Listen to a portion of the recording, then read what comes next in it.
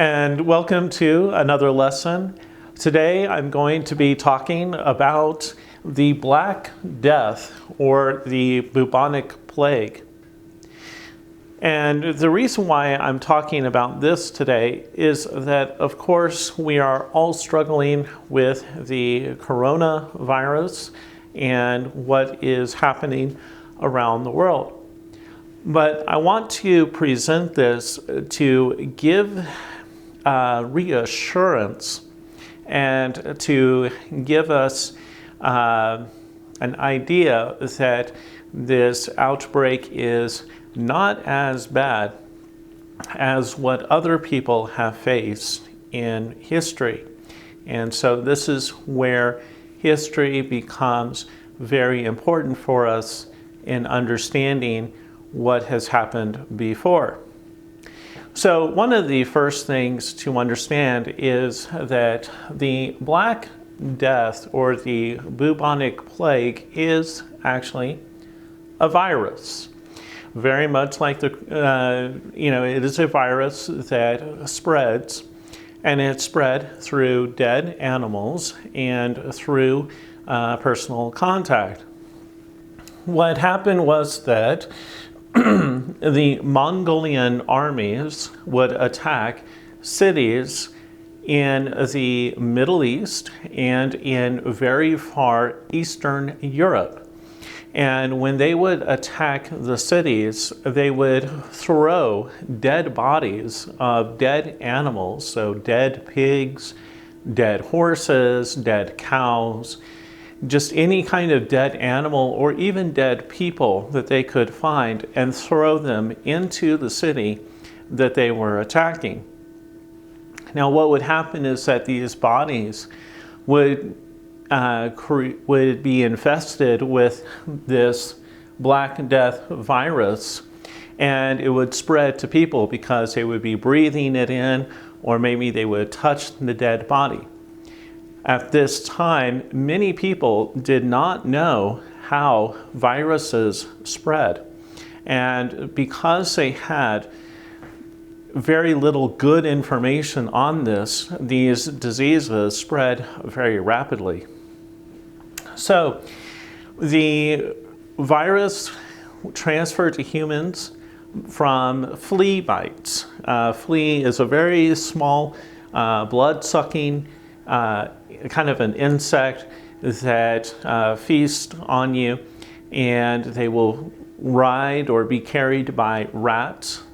And these rats who were infested with the plague, and maybe even some people, were put on board ships because people wanted to leave the city. They were very afraid, and so they escaped and they went to Europe.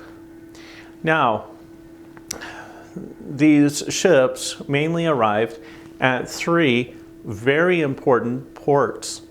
And that was the port of Venice and the port of Genoa in Italy and Marseille in southern France.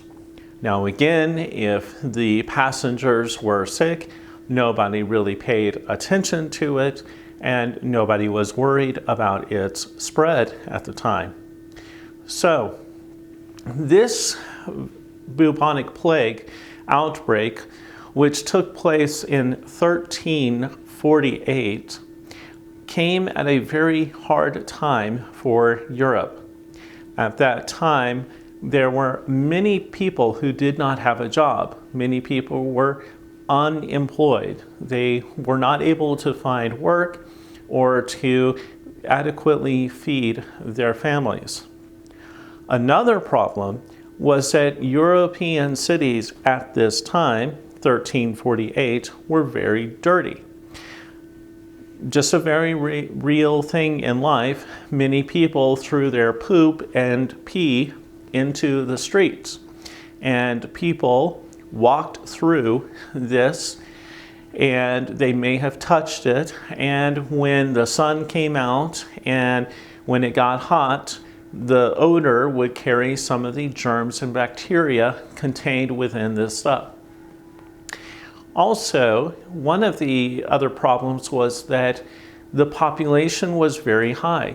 So because of the high population, there was not enough work, and people were hunting animals to the extent, or they were hunting so many animals and fishing in so many of the lakes that there was a decrease in the amount of food available. Incredibly enough, and it was very true, that it became illegal or against the law to hunt certain wild animals and even fish in lakes during this medieval period. So people were starving, and people's bodies were therefore weakened and unable to really fight any type of serious disease. So what happened is that 40 million people died in Europe because of the Black Death or the bubonic plague. To put that in a different term, if you had a city that had 30,000 people within it, only 8,000 people would live through that plague, through the disease. This caused a very significant, very pronounced, very obvious change in the way that people thought and the way that people acted. Hunting, fishing stopped.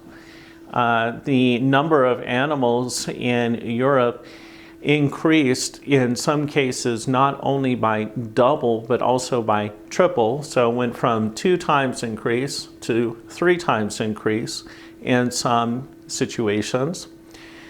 Many cities were actually completely empty. There was nobody left alive in these cities, and there was no way to bury the bodies. So we see that Europe definitely suffered a lot during the bubonic plague.